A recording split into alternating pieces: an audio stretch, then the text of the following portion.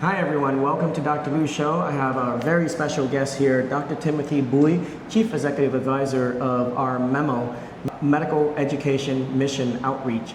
And right. we're so honored to have Dr. Bui here to talk about our mission in the year 2025. So can you please share a little bit about the history of Memo, how long it has been around, and what its mission is about, sir? Okay, basically it was originated since 2007 from two pre-med UCI student. Well, they become physician now. And then I came in 2012 because I noticed that since 2007 and 12, every mission that they went, there's no dental program. And personally, I'm a dentist, and I introduced the dental programs, and it's getting bigger every year. Before, they just have a medical program. And when I'm there, I get a chance to work very closely with their parents. The dad is a surgeon in Dozui, and the mom is a PhD in infectious disease. And unfortunately, they both passed away during COVID. And then I still continue the mission from that point on. But it is a student-run organization. And the objective of the mission basically is very simple. We go back to our roots of Vietnam and to take care our people that in need in different remote region in Vietnam. And besides that, but we want to bring medical services. Basically, we bring into the medical services to the people that in need, such as basically we bring optometry, we do a cardiac screening, we're going to have a lot of consultation with primary doctors, family practitioners, and also dental service, like I mentioned earlier. We do a free extraction, free fillings, and examination, of course. And also we recently introduced optometry recently, and luckily that Dr. Lu is able to be on board with us since last year, and we're expanding to the psychiatry program. So that's one objective, and we've been doing that since 2012. And number two objective, we're gonna pass out some scholarship to a poor student in the remote region in Vietnam. Most of the kids after elementary school or middle school, they ran out of money to go to school. So if they ran out of money, so what they do, they go out and then basically selling lottery tickets to survive for the family. So a little bit of scholarship money that we give out to those students, so we want to extend their higher education. And luckily to say, and fortunately to say that to this point, those people we follow up, some of them they go on to be in the college, and some of them become a physician even. And then another objective is we want to help out those orphanage. So we bring down some financial assistance for sheltering, and also at the same time we want to bring the student to interact with those orphans. So we teach them what compassion is, and that compassion, ethics, all that stuff. I think that they will learn that a lot through the mission trip. So those are the main three.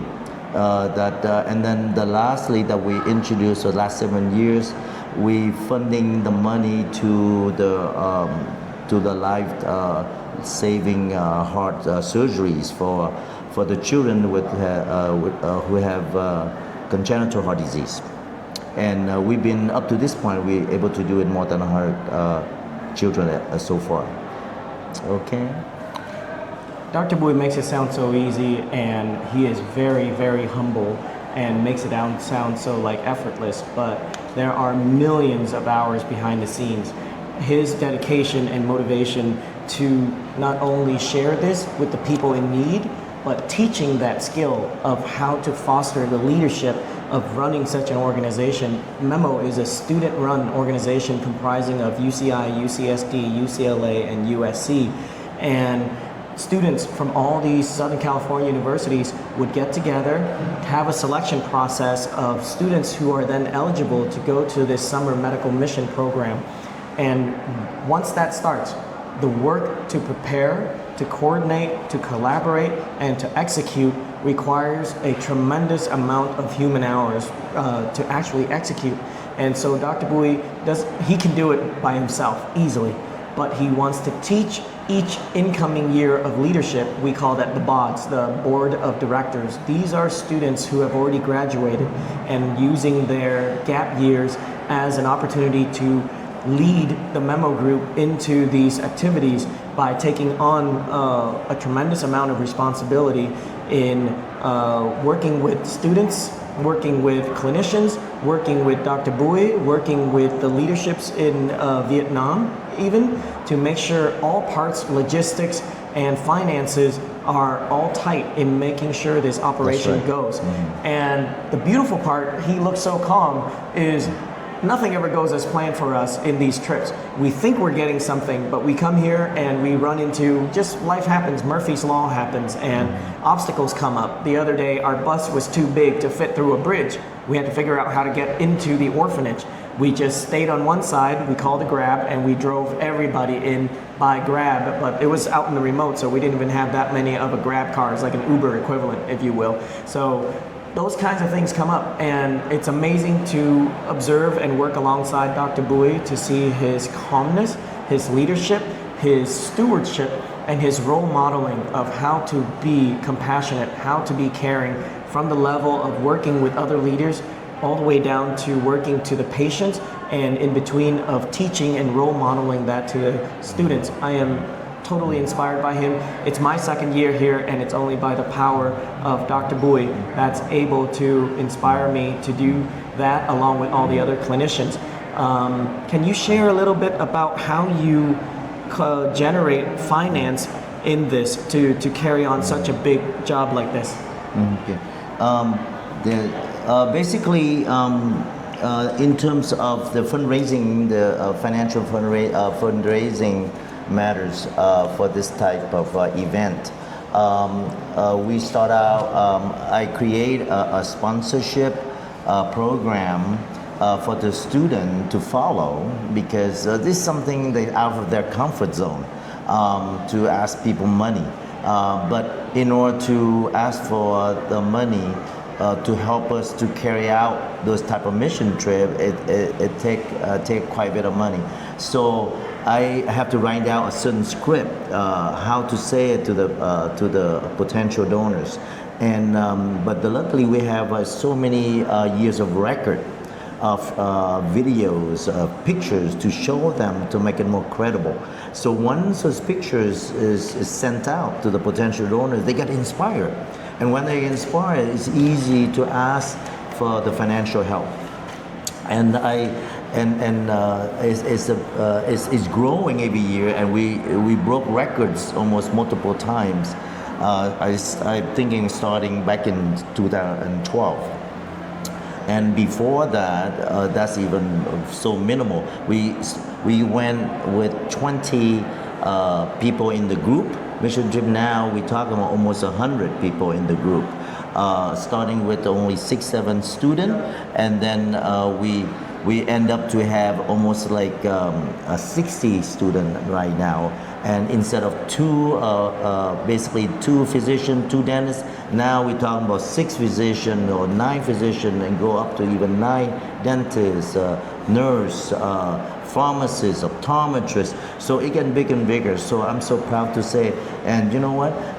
The reason why I'm still here to say this long, the students really inspire me. It's not like I'm inspired them, but it's in reverse. Because of that, I stayed this long, and I want to thank my wife for that. She is very supportive all this time, because of course we have to sacrifice a lot of our quality time between families. But she's very supportive, and I have to thank her for that. GK is amazing. That's his wife's name. And her role in just taking care of him so that he can take care of everyone else. You know, when we go home at the end of the day on our normal U.S. working job time, we are done. Dr. Bui, that's when he starts working with the collaborations and phone calls and meetings in Vietnam. a little bit behind the scene of what it takes. You got to talk through all the permission-giving authorities over here to be approving all the doctors and their licenses and materials that we have to communicate clearly for to provide, and then we can then get approval to continue on for the work. So, you know, the amount of coordination and collaboration is key. And Dr. Bui is so gentle and diplomatic in making all the challenges seem smooth. And I am still learning so much of how to collaborate, because we continue to run into just like, you know, whatever comes up next, how we're going to solve it as a team. How do we make it work with the limitations that we're presented? And constantly he's ready to come up with problem solving. You know, generating the funds, it's in a gala form. It's a whole dinner, fancy dinner operation that we do in a restaurant style, 30 to 40 tables, that's 300 to 400 guests. That's run by the students, organizing materials and content from entertainment to all the logistics, all the decorations, all the food coordination and orders. And Dr. Bui, again, is the top of that and making sure all that is going on at the students' level happening. And the sponsorship, how is your sponsoring fundraising coming along? So having someone who has the vision of the long-term plan and have the ability to technical expertise in the down to the ground level of problem solving, I am really learning a lot from him. What do you think was the most impactful in terms of what you saw in the last 3 days here in our mission in Cầu Ngang, Trà here? Okay, before I answer the question, I have to thank, back then, 2012, I did everything by myself with my wife. My wife take care of the logistics and about the food, the restaurant accommodation. I take care of the paperwork. But life goes on, and years going by, and we get bigger, we get expanding. So we recruiting a lot of our friends and our colleague, and now we call them as advisors. And Dr. Lu, fortunately, that we have him as one of the advisor, and he's great advisor for the students. The students love him, and with all the advisors that we have now, I'm able to do it more efficiently. I wouldn't take all the credit because without advisor, I cannot be like they do what I'm doing now. So first of all, I thank you all the advisors, including you, Dr. Lu. But to answer the second question, just a few hours ago, we have a gentleman that he's about 86 years old. He finally got a class that he able to see the first time, and then he got the teeth fixed, and he got the exam by Dr. Fung because he have some pain issue. And then he came out, and he on the way out, and then he came back, and he want to go back. And the police, the security guard stopped him and said that, you know, you cannot get back because you done already. Why you need to go back for? And then he said to the student, I overheard that, said, I want to go back just 1 minute to say thank you to all the doctors that spent all that time and you know, actually doing that for him. So I feel like that's very emotional. The other things that I think that the students see that, and that thing is really inspired them, and so they want to be in that field. So, thank you.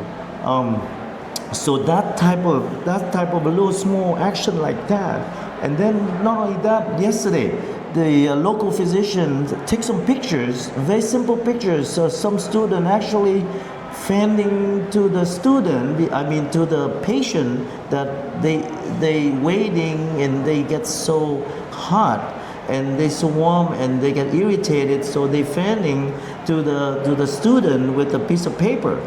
And he took that picture and he showed me, and that's a local physician from UMC, which is a big Đại học Y Dược. And then he showed it to me, saying that Those pictures really make you feel great. So that's how we teach compassion. So those kind of little things is really inspire me to go on. So that's I'm sorry, a little emotional, but the thing is, what I'm trying to say is a little things like that, and then the student they so I mean passionate to learn. They hungry for learning. So that's why Dr. Christine Tran just told me an hour ago. He said, I couldn't believe I never see those group of students. They want to learn so much, and she loved to teach the students. So I think that everybody get inspired by what we're doing together. Okay, so I think that the local physician get inspired, the student get inspired, and in collectively I got inspired. So I don't know how can I stop this. So that's why that I feel like we do a lot of good things, especially for the younger generation. I strongly believe that we're going to go on, pass on, but the younger generation, they followed your footsteps. That's the best teaching. But I don't think that we tell them what to do, they're not going to listen. But they see what you do, then they follow your footsteps. And I think that that's the way that I want the student to see. Okay, that's why I encourage all the parents, please participate. I think that because a lot of people want to donate, to me, I think it's more important that the donors, please participate with us so you see what it's like. I think that that's more meaningful. You can see the amount of care that he has and how much it means to him. I'm just touched to see the how grateful we are and how blessed we are to actually have opportunities to care for people in this way. So the fact that we have these opportunities to do that, we are very thankful for that. Do you have any words of wisdom for, or anything you want to share with doctors and students who may be watching this and are looking for something to do, something to give, something to be a part of, how to be a part of Memo? What would you like to summarize in perhaps encouraging them to be a part of Memo in future missions? I think that participate with us, I think that that's the best way to see what it's like. I can tell you 1,000 words, I can send you 1,000 pictures, a bunch of videos, but when you in it, like Christine, Dr. Tran just mentioned, and I really warm my heart. She said one thing. She said that, you know what? I've been so many organization, but this organization, I feel so inspired by the student and by the way that you lead them. So I think that we together can help more people. I believe collaboration. I know it's not easy, but nothing is easy in my life. So I have to fight for it. But you know what? The bottom line, I think God on my side, is I will succeed. So that's how I teach the student. Sometimes, you need a little bit of bravery. So don't be afraid. If you go the easy way out in life, you're not going to succeed that way. Sometimes that just go pursue what you want, your dream, and you will succeed. Okay, but you have to go a lot of hoops, okay, and I expect it, and I tell all the providers and the student always during the mission trip, expect the unexpected, and you have to go with the flow, and then just have a smiling face and go with it, and enjoy it, because there's no point of saying how come it's nothing like we planned. So I passed beyond that already. So the first day of the mission trip, I expect problem, and I'm a troubleshooter, and I love it actually. So I think that to me, a problem is not it doesn't stop me. Okay, it's make me even better because it's make me more challenging for me to do, because that's what I want to teach the student. And I don't know if you remember when I think that Calvin, he did a speech during the welcoming dinner in Saigon before we come here in Chao Vinh, and he kind of emotional when he talked about, I can't believe it, we made it to this far. What he meant is because between the boss and I, we understand because the paperwork it takes so heartache, so hard, and I try to teach the student that you know what, that's okay, but just keep trying, don't give up, and we will succeed together. Okay, so it's nothing to be feared if everybody chipped in. Okay, that's my advice. So again, in conclusion, thank you to all the Memo participants, from the advisors to the BODs to the student volunteers to the ones who collaborate with us to the patients who are our best teachers and offering us the opportunity to care for you. We are thankful for everything that comes our way for us to pass it on to make your lives better. And we are thankful for Dr. Bui to be at the head of the leadership for making that happen. I wish you good health, and I wish you to have an opportunity to work with us in the near future to come. Thank you so much. Thank you for listening.